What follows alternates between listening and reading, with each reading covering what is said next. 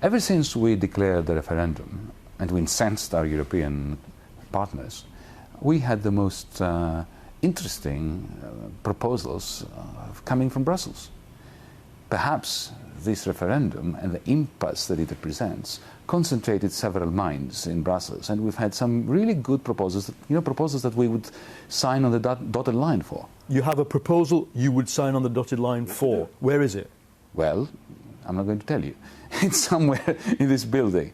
But of course, crucial part of the story is that before this proposal becomes a genuine negotiating document which we can sign off on Monday, the Greek people have to empower us with a no. On Monday, the banks, or Tuesday, have to reopen. You've said they're safe. There are rumours flying around, not among rumour mongers, but serious business people, that one of these banks is going to go. You can tell me, hand on heart, they are all safe for Monday. I just had a meeting in this building with the representatives of each one of the systemic banks, with the Bank of Greece, with the Confederation of Greek Bankers, and I can assure you that there was absolutely no worry about that around the table.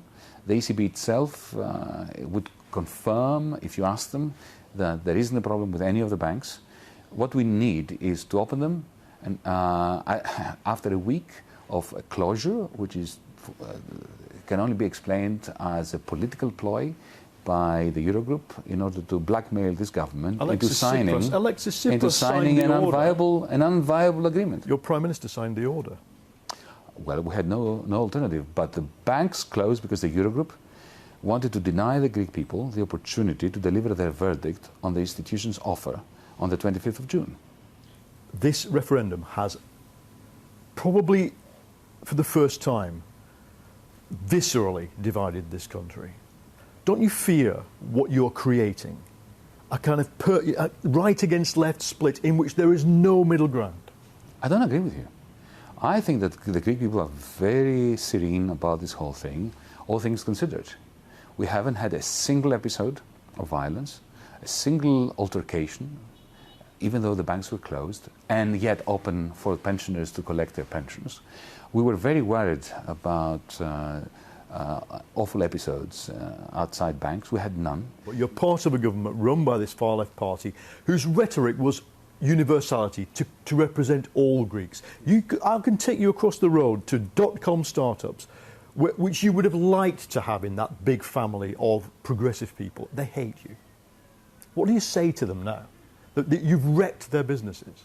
Paul, had I signed on the 25th of June the agreement that was presented to me, and I was told effectively, sign it or we'll close down your banks, they would have hated me even more, because the tax hikes, the reductions in aggregate demand that would be brought about by the reduction in the lowest of the low of pensions, by wage cuts and so on, would have crippled entrepreneurship, would have crippled the dot-commers. Mentally, is there a sense in which some ministers in this government have left the building? They don't want the stress and pressure that you are under. And no, absolutely not. Absolutely not. We're campaigning for no. If we get the no, we will have bargaining power to effect a much better deal than the one that was offered on the 25th. What are the European Commission saying to you? That if you get a no, they're going to sign on a dotted line of something you present to them? No, of course not. But there will be common ground, because there's too much at stake for there not to be common ground. We have a great deal to lose, and they have a great deal to lose. This is what happens in all such bargaining, negotiation circumstances. When there is a lot to lose, an agreement is reached. And by implication, because of everything you've said, you expect to do a deal involving debt. What is it? Restructuring, relief, something? Restructuring. Absolutely. You think? Well, the IMF thinks so.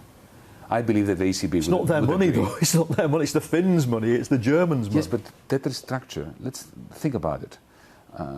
When a corporation has problems repaying its debt to a bank, the bank restructures the debt in order to get more money rather than less money back. It's what happens in the world of finance every day, except it doesn't happen in the world of public finance, the Eurozone, because we're stuck behind rules that are not up to the task facing all of us. I just have to put it to you.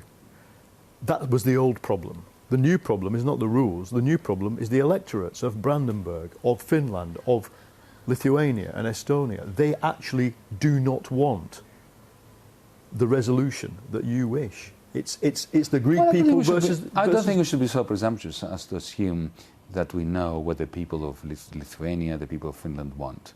What I think they want is as much of their money back as possible. And this is what we're offering them. But what we're saying to them is that unless our income grows, we cannot repay an unpayable debt. The IMF, quite correctly, declares our debt to be unpayable. So the structure of the debt over the next 10, 20 years makes a huge difference when it comes to investment today and therefore growth tomorrow, and therefore our capacity to repay the Finns and the Slovaks and the Germans and the Portuguese throughout this period. This is Greece, formerly associated with carefree fun in the sun. But more recently, the skies have darkened, and we're now being told that this place is threatening to bring down with it the whole of the European continent. I'm here to tell you why things may not be as simple as they seem.